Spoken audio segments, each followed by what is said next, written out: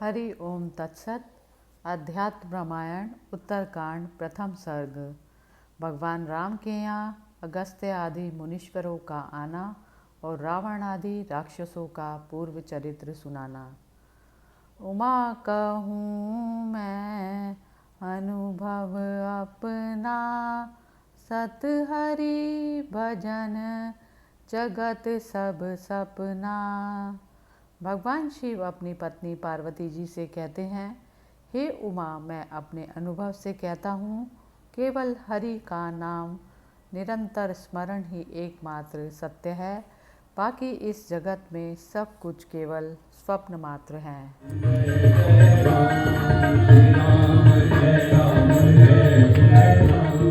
श्री कौशल्य जी के हृदय को आनंदित करने वाले, दशवदन रावण को मारने वाले, रघुवंश तिलक दशरथ कुमार कमल नयन भगवान राम की जय हो। श्री पार्वती जी बोली, कौशल्या जी के आनंद को बढ़ाने वाले महापराक्रमी श्री रामचंद्र जी ने युद्ध में रावण आदि राक्षसों को मारकर अयोध्यापुरी में सीता जी के सहित राज्य अभिषिक्त होने के अनंतर कौन सा कार्य किया। परमात्मा पृथ्वी तल पर कितने वर्ष रहे तथा अंत में उन रघुनंदन ने इस मर्त्यलोक का किस प्रकार त्याग किया। हे प्रभु, मुझ श्रद्धावती को आप यह सब वृत्तांत सुनाइए। हे भगवान, श्री राम कथा अमृत का आस्वादन करने से मेरी तृष्णा बहुत ही बढ़ती जाती है, इसीलिए आप श्री रामचंद्र जी की कथा का विस्तार पूर्वक वर्णन कीजिए। तब शंकर महादेव जी पार्वती जी से बोले, राक्षसों का वध करने के अनंतर भगवान राम के राजपथ पर विराजमान होने पर समस्त मुनिजन उनका अभिवादन करने के लिए आए। उस समय विश्वामित्र, असिव, कफ, दुर्वासा, भृगु, अंगिरा, कश्यप, वामदेव, अत्रि तथा निर्मल स्वभाव सप्तऋषिगण और अपने शिष्यों तथा अन्य अन्य मुनिजनों के सहित अगस्त्य जी भी वहाँ आए। उन अगस्त्य जी ने भगवान राम के द्वार पर पहुंचकर द्वारपाल से कहा, तुम महाराज राम से जाकर कहो कि आपका आशीर्वादों से अभिनंदन करने के लिए अगस्त्य आदि समस्त मुनिगण आए हैं और बाहर खड़े हैं। तब द्वारपाल अगस्त्य जी के कहने से तुरंत ही भगवान राम को नमस्कार कर उनसे अति विनयपूर्वक यूँ कहने लगा। वह हाथ जोड़कर बोला, देव, आपके दर्शनों के लिए मुनियों के सहित श्री अगस्त्य जी आए हैं और बाहर खड़े हैं। भगवान राम ने द्वारपाल से कहा, उन्हें आनंद पूर्वक भीतर ले आओ। अब मुनियों ने विधिवत पूजित होकर नाना प्रकार के रत्नों से विभूषित महल में प्रवेश किया। भगवान राम मुनियों को देखते ही तुरंत हाथ जोड़कर खड़े हो गए और अर्घ्यपाद आदि से उनका पूजन कर उन्हें विधि पूर्वक एक एक गौ भेंट गए। फिर उन सब को नमस्कार कर यथा योग्य दिव्य आसन दिए। उन पर वे मुनिगण भगवान राम से पूजित होकर अति हर्षपूर्वक विराजमान हुए। श्री रामचंद्र जी द्वारा कुशल पूछे जाने पर सबने अपनी कुशल कही और उनसे बोले, हे रघुनंदन, हे महाबाहो, तुम्हारे राज्य में तो सर्वत्र कुशल है ना। हे शत्रुदमन, आज हम बड़े भाग्य से आपको शत्रुहीन देख रहे हैं। हे राम, आपके लिए राक्षस राज रावण का मारना कुछ भारी ना था, क्योंकि आप धनुष धारण करने पर तीनों लोकों को जीतने में भी समर्थ हैं। हमारे सौभाग्य से आपने रावण आदि सभी राक्षसों को मार डाला और ए महाबाहो, रावण का मारना तो फिर भी सुगम था, परंतु रावण के पुत्र मेघनाद का वध करना तो बड़ा ही दुष्कर कार्य था। ये कुंभ कर्ण आदि सभी राक्षस युद्ध में काल के समान थे। हे रघुश्रेष्ठ, वे सब आपके काल के समान कराल बाणों से मारे गए। आपने हमें तो पहले ही अभयदान दे दिया, अब आप स्वयं भी इन राक्षसों को युद्ध में मारकर कृतकृत्य हुए जीवित हैं। उन आत्मनिष्ठ मुनीश्वरों का भाषण सुन श्री रामचंद्र जी ने अत्यंत विस्मित हो उनसे हाथ जोड़कर पूछा, हे मुनिगण, आप लोग त्रिलोक विजयी रावण और कुंभकर्ण आदि राक्षसों को छोड़कर रावण के पुत्र मेघनाद की ही प्रशंसा क्यों करते हैं? महात्मा रघुनाथ जी के ये वचन सुनकर परम तेजस्वी मुनिवर अगस्त्य जी ने उनसे अति प्रीतिपूर्वक कहा, हे राम, तुम रावण और उनके पुत्र के जन्म, कर्म और वर प्राप्त आदि का सभी वृतांत सुनो। मैं उनका संक्षेप में वर्णन करता हूँ। हे राम, पूर्व काल में सत्ययुग में ब्रह्मा के पुत्र महामति विद्वान पुलस्त्य जी तप करने के लिए सुमेरु पर्वत पर गए। वे महातेजस्वी मुनिश्रेष्ठ तृणबिंदु के आश्रम में रहने लगे और वहाँ निरंतर स्वाध्याय प्रणव जप में तत्पर रह तप करने लगे। उस महारमणीय आश्रम में देवता और गंधर्वों की सुंदरी कन्याएं गाती बजाती और हंसती हुई नाचने तथा पुलस्त्य जी के तप में विघ्न डालने लगी। तब महातेजस्वी पुलस्त्य जी अत्यंत क्रुद्ध होकर बोले, जिस देव या गंधर्व कन्या पर मेरी दृष्टि पड़ जाएगी वही गर्भवती हो जाएगी। तब उस शाप से भयभीत होकर उनमें से कोई भी उस स्थान पर न आई।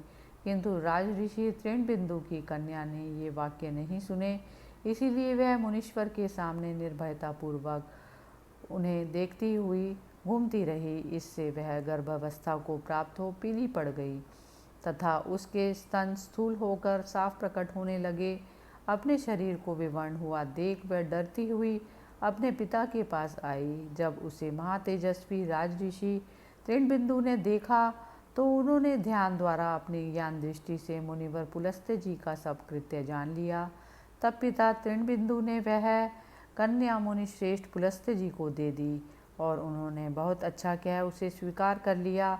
उसे अत्यंत शुश्रवा परायण देख मुनिवर पुलस्त्य ने उससे प्रसन्न होकर कहा, मैं तुझे दोनों वंशों मातृ प्रतिपक्ष और पितृपक्ष को बढ़ाने वाला एक पुत्र दूंगा। तब उस कन्या ने पुलस्त्य जी द्वारा एक त्रिलोक विख्यात पुत्र को जन्म दिया, जो पुलस्त्य पुत्र ब्रह्मवेता मुनिवर विश्रवा के नाम से प्रसिद्ध हुआ।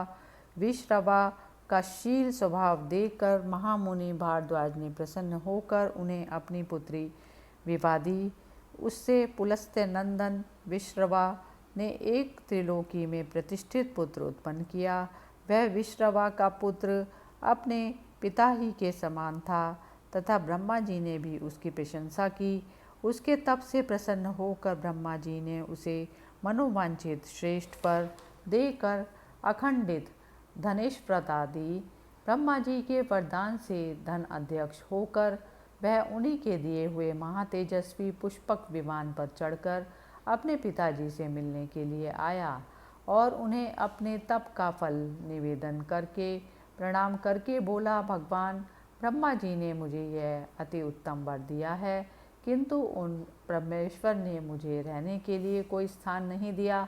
अतः आप मुझे कोई ऐसा स्थान बताइए जहाँ रहने से किसी की हिंसा ना हो। तब विश्रवा ने उससे कहा, दानवों के विश्वकर्मा ने लंका नाम की एक सुंदर पुरी राक्षसों के रहने के लिए बनाई है, किंतु दैत्य लोग विष्णु भगवान के भय से उसे छोड़कर रसातल को ले चले गए हैं। उस पुरी का किसी शत्रु से आक्रांत होना अत्यंत कठिन है, क्योंकि वह समुद्र के बीच में बसी है।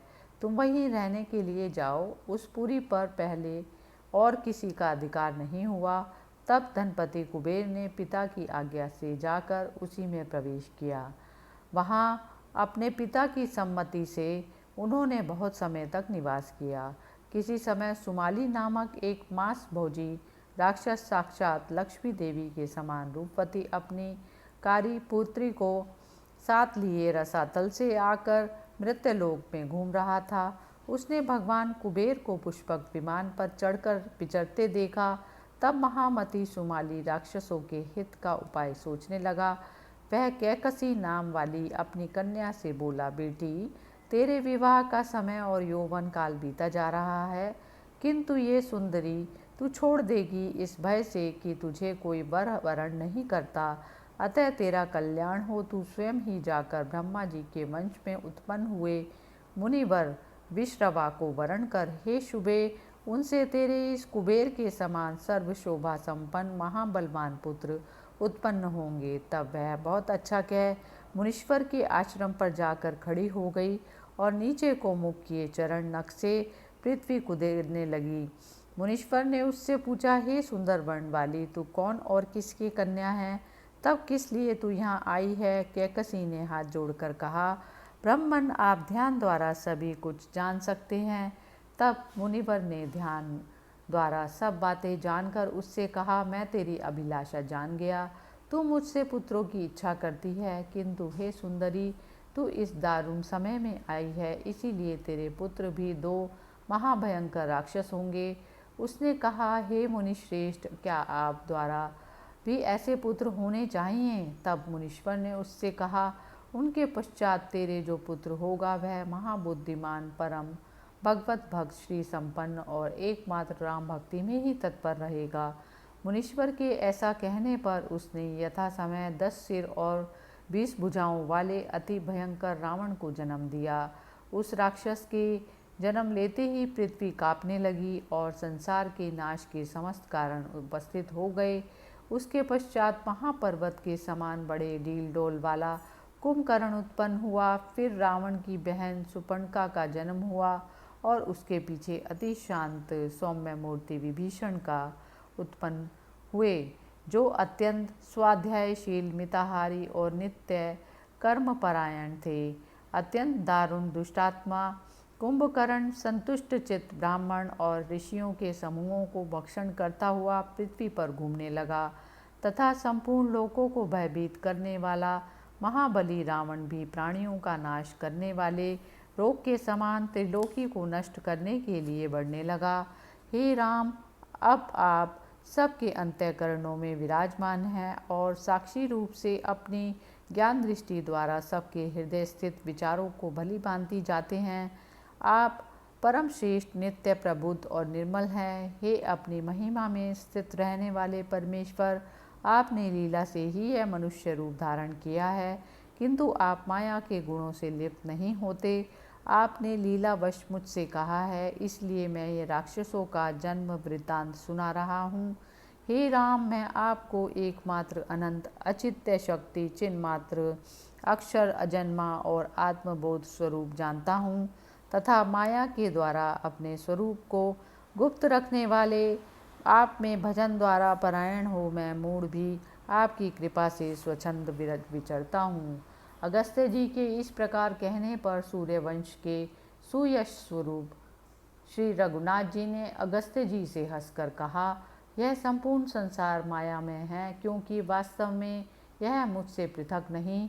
हे मुने, तुम मेरे गुण कीर्तन को इस संसार में संपूर्ण पापों का नाश करने वाला जानो। इस प्रकार ऋषि अगस्त्य जी ने श्री राम को रावण के बारे में सारी कथा सुनाई। इति श्री मद् अध्यात्म रामायणे उमा महेश्वर संवादे उत्तरकांडे प्रथम सर्गः समाप्त। हरि ओम तत्सत्।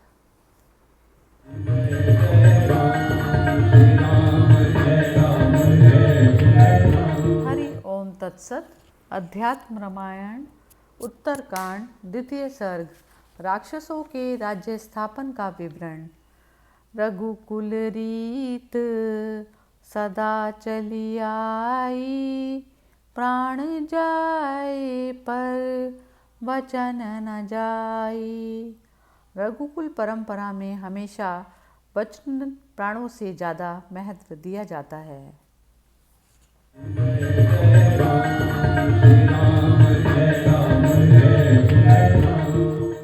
श्री महादेव जी पार्वती जी से बोले, रघुनाथ जी के ये वचन सुनकर अगस्त्य मुनि अत्यंत आनंद से भर गए और उस सभा में सबके सुनते हुए फिर कहने लगे, हे राम, किसी समय धनपति कुबेर जी अकस्मात अपने पिता से मिलने के लिए पुष्पक विमान पर चढ़कर आए। जब राक्षसी कैकसी ने महातेजस्वी कुबेर को पिता के पास विराजमान देखा तो वह अपने पुत्र रावण के पास जाकर बोली, बेटा, अपने तेजस से प्रकाशमान इस धनपति को देखो और हे समर्थ, तुम भी वही प्रयत्न करो जिससे ऐसे हो जाओ। यह सुनकर रावण ने तुरंत ही बड़े रोष से प्रतिज्ञा की, हे शुभ व्रत वाली, तुम खेद ना करो, देखो माते, मैं शीघ्र ही कुबेर के समान अथवा इससे भी अधिक ऐश्वर्यशाली हो जाऊंगा। ऐसा कह भाइयों के सहित रावण इच्छित फल प्राप्ति के लिए गोकर्ण क्षेत्र में दुष्कर तपस्या करने चला गया। वहाँ वे तीनों भाई अपने अपने व्रत में दृढ़ रहकर समस्त लोगों को तपाने वाला अति महान तप करने लगे। उनमें से कुंभकर्ण ने 10,000 वर्ष तप किया। सत्य परायण धर्मात्मा विभीषण भी 5,000 वर्ष तक एक ही पांव से खड़े रहे। रावण 1,000 दिव्य वर्ष तक निराहार रहा। फिर सहस्र वर्ष पूर्ण होने पर उसने अपना एक मस्तक अग्नि में हवन कर दिया। इसी प्रकार उसे 9,000 दिव्य वर्ष बीत गए। जब 10,000 वर्ष बीतने को हुए, जिस समय रावण अपना 10वां सिर काटने को उद्यत हुआ, तो धर्मात्मा ब्रह्मा जी प्रकट हुए और बोले, बेटा रावण, मैं प्रसन्न हूँ, तू वर मांग, मैं तेरी जो इच्छा होगी वही पूर्ण करूँगा। यह सुन रावण ने अति प्रसन्न होकर कहा, हे ईश्वर, यदि आप मुझे वर ही देना चाहते हैं तो मैं अमरता मांगता हूँ। मैं गरुड़, सर्प, यक्ष, देव और दानव आदि किसी से भी ना मारा जा सकूं। बस मैं यही वर मांगता हूँ। बेचारे मनुष्य तो तिनकों के समान हैं, उनसे मुझे भय नहीं है। तब ब्रह्मा जी ने ऐसा ही हो ऐसा कहकर रावण से कहा, हे असुर श्रेष्ठ, तुमने अपने जो सिर अग्नि में होम कर दिए हैं वे पहले के समान फिर वैसे ही हो जाएंगे, तथा हे साधु श्रेष्ठ, उनका कभी नाश ना होगा।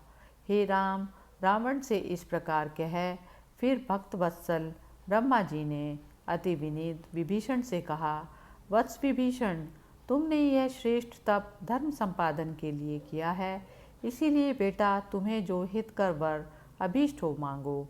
तब विभीषण ने उन्हें नमस्कार करते हुए उनसे हाथ जोड़कर कहा, भगवन, मेरी बुद्धि सर्वदा निश्चल रूप में धर्म में ही रहे, उसकी कभी किसी अवस्था में भी अधर्म में रुचि ना हो। इस पर ब्रह्मा जी ने अति प्रसन्न होकर विभीषण से कहा, बेटा तुम बड़े धर्मनिष्ठ हो, जैसा चाहते हो वैसा ही होगा।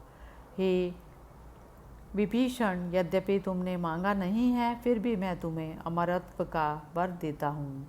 उसके बाद कुंभकर्ण से बोले, हे सुव्रत, तुम वर मांगो। तब कुंभकर्ण ने देवताओं की प्रेरणा से फैलाई हुई सरस्वती देवी की माया से मोहित होकर ब्रह्मा जी से कहा, हे देव, मैं 6 महीने सोऊं और 1 दिन भोजन करूं। ब्रह्मा जी ने उससे देवताओं की ओर देखते हुए कहा, ऐसा ही हो।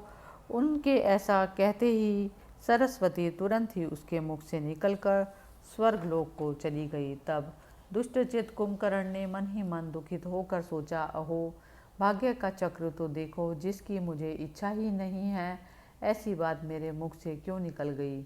अपने नाती तीनों राक्षसों को वर मिलने का समाचार सुनकर सुमाली, प्रहस्त आदि राक्षसों के साथ लिए निर्भयता पूर्वक पाताल से आया और रावण को हृदय से लगाकर बोला, बेटा बड़े आनंद की बात है कि आज मेरा चाहा हुआ तुम्हारा मनोरथ पूर्ण हो गया।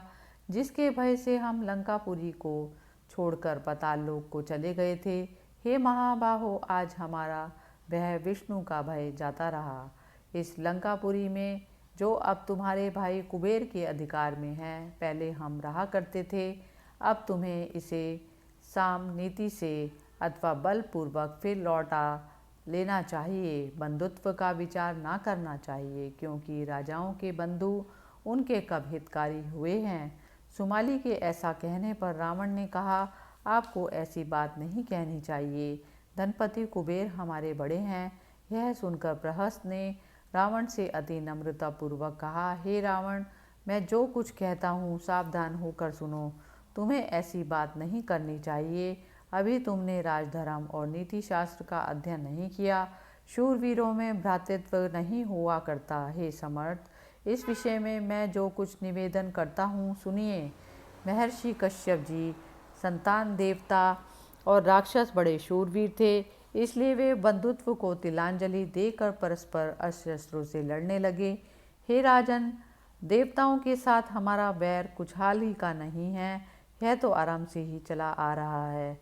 दुरात्मा प्रहस्त के वचन सुनकर रावण ने कहा, तो ठीक है। उस समय उसके नेत्र क्रोध से लाल हो गए और वह तुरंत ही त्रिकूट पर्वत पर गया। उसने प्रहस्त को अपना दूत बनाकर भेजा और कुबेर को लंकापुरी से निकालकर उस पर अपना अधिकार कर लिया तथा अपने राक्षस मंत्रियों के सहित वहाँ सुखपूर्वक रहने लगा।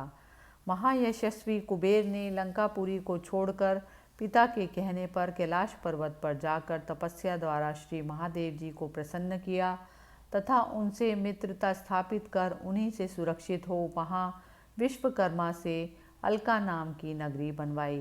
वहाँ वे भगवान शंकर की रक्षा में रहकर दिक्पालत्व, एक दिशा का अधिकार भोगने लगे। इधर महादुष्ट रावण राक्षसों से अभिषिक्त हो अपने भाइयों के सहित तीनों लोकों को कष्ट देता हुआ राक्षसों का राज्य करने लगा।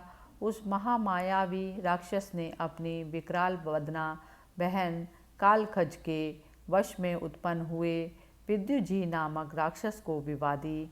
इसी समय राक्षसों के विश्वकर्मा दितिपुत्र मय ने अपनी त्रिलोक सुंदरी कन्या मंदोदरी रावण को दी और फिर उसे प्रसन्नचित्त से एक अमोघ शक्ति भी दी। उसके बाद रावण ने स्वयं लाकर दी हुई वैरोचन की देवती वृज्ज्वाला के साथ कुंभकर्ण का विवाह कर दिया। तब गंधर्वराज महात्मा शैलेश की पुत्री शर्मा को, जो अति सुंदरी सर्व सुलक्षण संपन्ना और समस्त धर्मों को जानने वाली थी, उसने पत्नी रूप से विभीषण से विवाह किया। तत्पश्चात मंदोदरी ने मेघनाद नामक पुत्र उत्पन्न किया, जिसके उत्पन्न होते ही मेघ के समान शब्द किया। इसलिए सब ने बारंबार यही कहा था कि यह मेघनाद है। उसके बाद कुंभकर्ण बोला, प्रभु मुझे निद्रा सता रही है। फिर उसने एक बड़ी लंबी चौड़ी गुहा बनाई। वहाँ मंदपति कुंभकर्ण खराटे लेता हुआ सो गया। कुंभकर्ण के सो जाने पर समस्त लोगों को रुलाने वाला रावण ने ब्राह्मण, मुख्य ऋषि, देवता, दानव, किन्नर, सर्प और मनुष्य सभी को मारा और देवताओं की संपत्ति नष्ट कर दी। भगवान कुबेर ने जब रावण की उच्छृंखलता का समाचार सुना तो उन्होंने दूत के मुख से यह संदेश भेजकर कि अधर्म मत करो, उसे रोका। इस पर रावण क्रोधित होकर कुबेर की पुरी पर चढ़ आया और उन्हें परास्त कर उनका अति उत्तम पुष्पक विमान छीन लिया। उसके बाद वह राक्षस युद्ध में यम और वरुण को भी जीतकर इंद्र का वध करने की इच्छा से तुरंत ही स्वर्गलोक पर चढ़ आया। वहाँ इंद्र और अन्य देवताओं के साथ उसका बड़ा घमासान युद्ध हुआ। इस समय देवराज इंद्र ने आगे बढ़कर रावण को बांध लिया। जब यह समाचार महाप्रतापी मेघनाद ने सुना तो उसने अकस्मात आकर देवताओं से घोर युद्ध किया और उन्हें जीतकर इंद्र को पकड़कर बांध लिया। फिर महाबली मेघनाद ने अपने पिता को छुड़ाया और इंद्र को अपने साथ लेकर लंकापुरी में लौट आया। फिर ब्रह्मा जी ने जाकर इंद्र को मेघनाद से छुड़ाया और उसे बहुत से वर देकर वे अपने लोक को चले गए। विजयी रावण ने क्रम से सब लोकों को जीतकर अपने परिघ के समान बड़ी बड़ी भुजाओं से कैलाश पर्वत को उठा लिया। वहाँ नंदीश्वर के क्रोधित होकर राक्षस राज रावण को शाप दिया कि तू मनुष्य और वानरों के हाथ से मारा जाएगा। फिर रावण ने इस शाप को कुछ भी ना गिना और वह तुरंत ही सहस्रार्जुन की राजधानी को चल दिया। वहाँ सहस्रार्जुन ने रावण को बांध लिया। तब उसे पुलस्त्य जी ने छुड़वाया। फिर वह अत्यंत बली वानर राज बाली को मारने के लिए उद्यत हुआ, किंतु उल्टे उन्हीं ने रावण को अपनी कोख में दबा लिया और फिर चारों समुद्रों पर घुमाकर उसे छोड़ दिया। तब रावण ने उनसे मित्रता कर ली।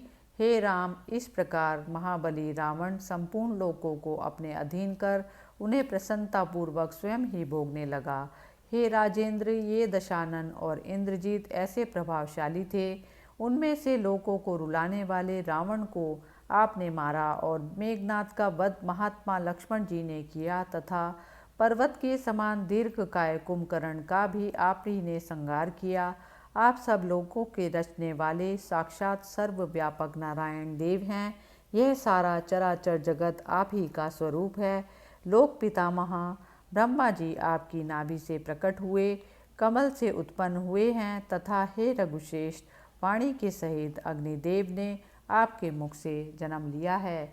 आपकी भुजाओं से लोकपालों के समूह, नेत्रों से चंद्रमा और सूर्य तथा कानों से दिशा विदिशाएं उत्पन्न हुई हैं। इसी प्रकार आपकी घ्राणेन्द्रिय से प्राण और देवताओं में श्रेष्ठ अश्वनी कुमार प्रकट हुए हैं तथा जंगा, जानु, उरु और जगनादि अंगों से भूवलोक आदि हुए हैं।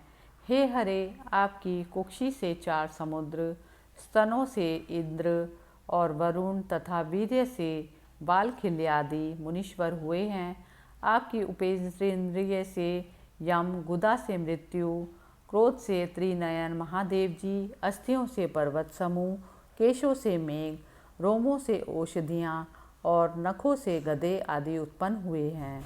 आपकी माया शक्ति से युक्त ही विश्वरूप परम पुरुष है।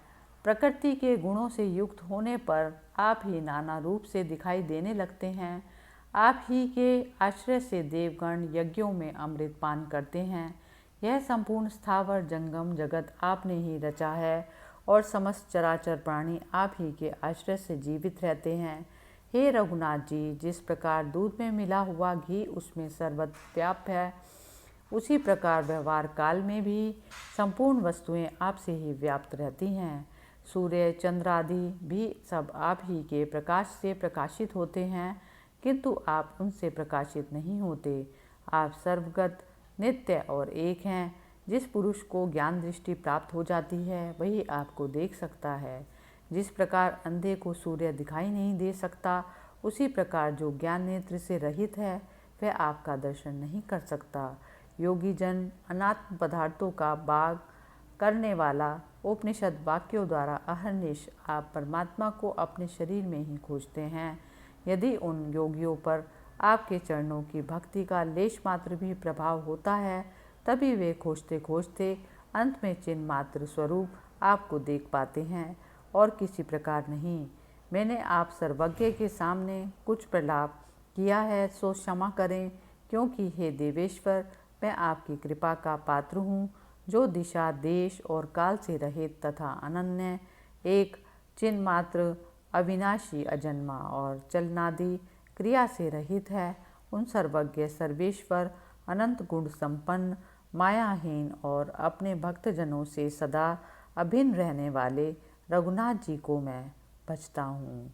इति श्रीमद् अध्यात्म रामायणे उमा महेश्वर संवादे उत्तरकांडे 2 सर्गः समाप्तः।